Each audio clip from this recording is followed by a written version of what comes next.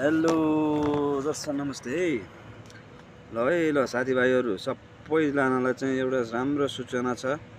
किनभने अहिले राम्रो एउटा चान्स आएको छ। सबैले कतिजना साथीभाइहरूले दुःख पाउनु भएको होला, भिजिट भिजा भन्दै लगाएर चाहिँ पैसा खाएर पैसा लिएर वहाँ पुर्याएर काम लगाइदिन्छु दुनियादारी आश्वासन देखाएर चाहिँ देश विदेश कता कता पुर्याएर दुःख पाएर लास्टमा फेरि फर्केर पैसा डुबेकोहरू कतिजना हुनुहुन्छ, कसरी कोलाई खुवाउनु भयो होइन, यो कुराहरू चाहिँ खुलेर भनिदिने बेला छ।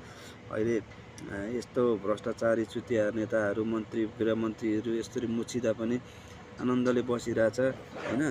अब रवि लामिछाने जस्तो त्यो निष्पक्ष मान्छे एकदम के अरे चाहिँ बिना प्रमाण पनि अहिलेसम्म जेलमा कोचाएर राखिरहेछ अहिलेको सरकार। एकदम यस्तो सरकारलाई साथ दिने झोलेहरूको पनि कहिले राम्रो हुँदैन होइन। त्यसैले अहिले चाहिँ दुःख पाउने जतिले पैसा कोलाई खुवाएको छ ती व्यक्तिहरूको चाहिँ नाम लिनुहोस्, त्यहाँबाट लहरोले पहरो तान्छ होइन।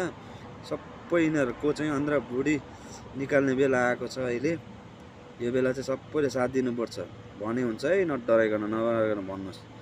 यस्तो चुतिया सरकारलाई अनि यसको झोलीहरू कहिले पनि प्रगति हुँदैन। यिनीहरूलाई हाम्रो नेपाल यो मातृभूमिले सरापेर त्यसको आफ्नो जीवन र त्यसको परिवारको जीवन कहिले पनि सुखी हुँदैन।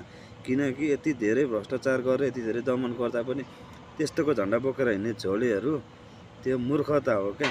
राम्रो व्यक्तिहरूको साथ देऊ न, अनि पो राम्रो हुन्छ त।